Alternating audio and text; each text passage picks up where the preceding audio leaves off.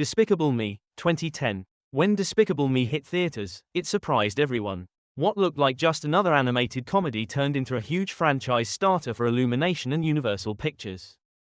The Minions were originally meant to be background henchmen for Gru, simple, small, yellow helpers who follow orders. Their random language, chaotic energy, and pure loyalty made him instantly iconic. Honestly, I think without the Minions, the movie wouldn't have exploded the same way. They balanced Gru's dark villain personality perfectly. Personally, I really enjoyed this movie as a child back then. It had that perfect mix of comedy, heart, and chaos. Despicable Me 2, 2013. Directed by Pierre Coffin and Chris Reno, and produced by Illumination, the sequel builds on Gru's transformation from supervillain to full-time dad. The main villain, El Macho, has a wild plan involving turning minions into purple, feral monsters. And honestly, evil minions were chaotic but hilarious, kind of creepy in a funny way. What I love about this sequel is how it balances heart and absurd comedy.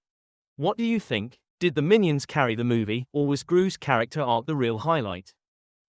The Simpsons, 2014. They appeared in the famous couch gag of The Simpsons. Wasn't a full episode role, more like a short cameo, but that's what made it fun.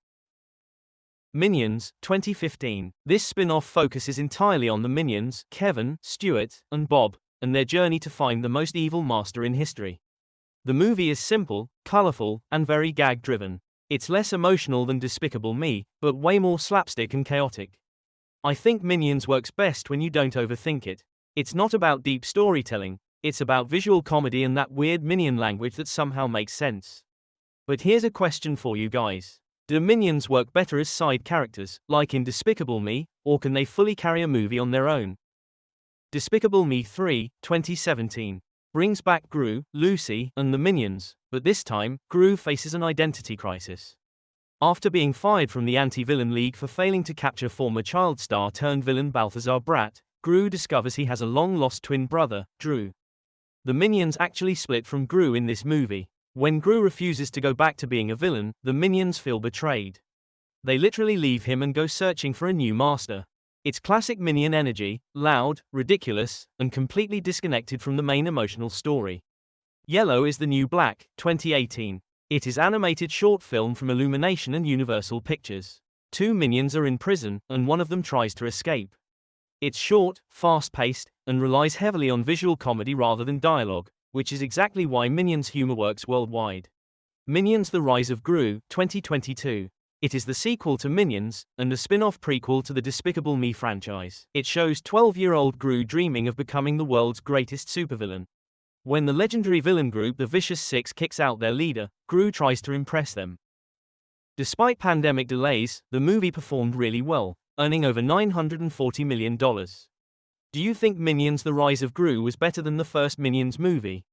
Or is Despicable Me still the best in the franchise? Drop your thoughts. Despicable Me 4, 2024 is the fourth main Despicable Me movie and the sixth film overall in the franchise. The story follows former supervillain turned good guy Gru as he tries to enjoy family life. But old rival Maxime Lamal shows up for revenge, and chaos unfolds when he tries to target Gru's baby son and overhauls himself into a cockroach-powered villain. Meanwhile, some Minions get superpowers in a new program called the Mega Minions. Despite mixed reviews from critics, the movie was a huge hit commercially. Minions and Monsters, 2026. This is the seventh film in the Despicable Me franchise and the third standalone Minions movie. Unlike previous Minions movies, this one doesn't focus on Gru, the story, set in the 1920s Hollywood Golden Age. Since it's set in 1920s Hollywood, we'll see period costumes, old-fashioned film sets, and classic movie tropes. Overall, the Minions universe has been one of the most successful animated franchises ever. What do you think? Have the Minions gotten better with every movie, or do you miss their early chaotic energy? Let me know in the comments below. Don't forget to like, subscribe, and I'll see you in the next evolution.